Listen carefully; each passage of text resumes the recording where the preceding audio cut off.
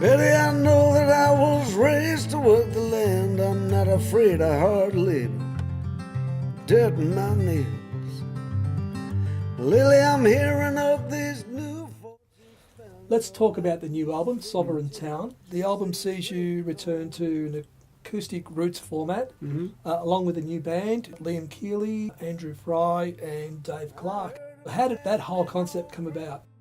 It was quite organic and I guess fortuitous. I had a little bit of pressure coming from management and booking to have another album, like a follow-up. Another Mile, Another Minute was great. It did really well, got me back on the road, got us a bunch of gigs. We focused on the US and UK largely, and that was really good because that gave that a really big boost. I didn't do so much touring in Australia, apart from Melbourne and Sydney. I didn't go many other places. But one of the things we identified was that I'm often going on the road. It's just me with a couple of acoustic guitars. I thought, okay, well, I'll gather the acoustic songs that I've got, and I thought the songs deserved a little bit more treatment. Even just I referred to it as gentle backing. And then around the same time I was thinking about that, I found myself in Ballarat at Matt Harding's place, a place called the Matt Cave, where he would do jam sessions and filming and so on. It was like a soundstage, great place. And Matt had invited me there to do a guitar workshop, and then he'd organised a jam session, and it was these guys, and I just clicked with them musically. I was really impressed with how they played, and I just thought, just quietly, I think these are the guys. There is no place where it don't matter now. No right ain't wrong, and wrong ain't right. There is no way you're gonna win this phase.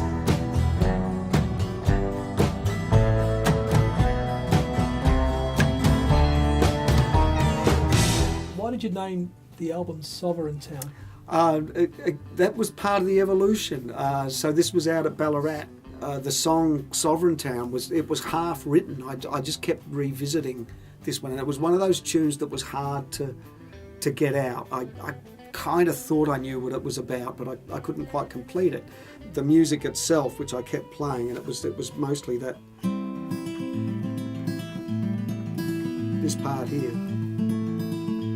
I would just play that, and it would just remind me of being back home in Malmesbury when we were kids and riding our bikes out to the old gold fields, and we'd go down tunnels and look down the mine shaft, drop stones down the mine shaft and count until it dropped. All these great big holes that had just been left there. It was like they were abandoned, and I was always fascinated by that. So I thought it was a song about us as kids, doing that, and then with the regular driving out to Ballarat, which is the heartland of the gold fields. I guess I just started to think about that, and I was driving past Sovereign Hill on a regular basis, and so the rest of the lyrics came together. So it's now become a song about just imagining what those guys were doing, digging all those great big holes out in the bush. Are the songs an autobiography, or are they based on characters? There's a song called Miniature Men, which is that began as a letter to a friend who's no longer with us.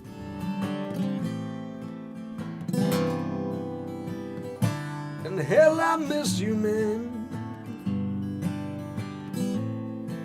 Wherever you are.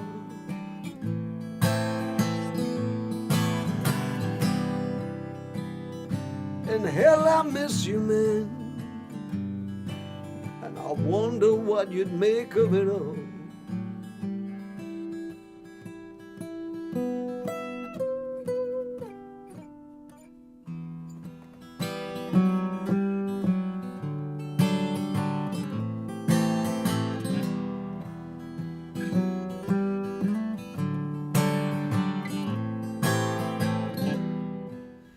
World of Blue, similarly, and Sleepwalking to a lesser extent, but still based on how I felt a certain situation. But then you've got Skeleton Kiss, which is the music video that's gone out there. Look, you just have to read between the lines to figure out what you think that's all about. But maybe that's character based, but it's also an expression of just how I feel about things, and it probably throws questions out there rather than offering a statement. Had in store for me. Was it Miss Destiny? What happened at Wandsworth Bridge? Now, Wandsworth Bridge was written when I was living in London. That's where Wandsworth Bridge is. I lived in Battersea, so I was often on Wandsworth Bridge, walking to the tube, and stop there. I'd just look up and down the Thames and think about what I was doing there, and it was a tough time. I'd been robbed, and I had this ongoing fight with the guy that robbed me to get my money back.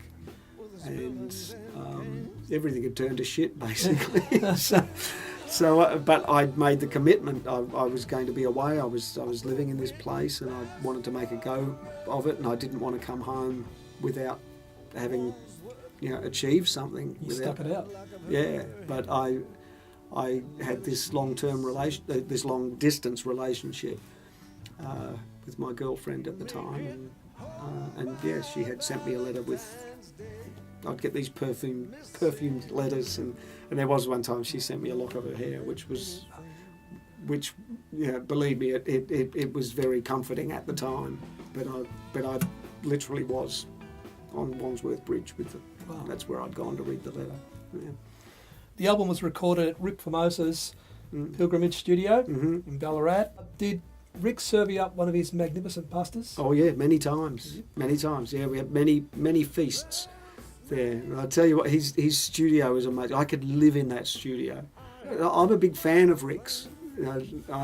I can still remember hearing "It's a Long Way There" for the first time, and the guitar. It was one of the first guitar solos that I heard.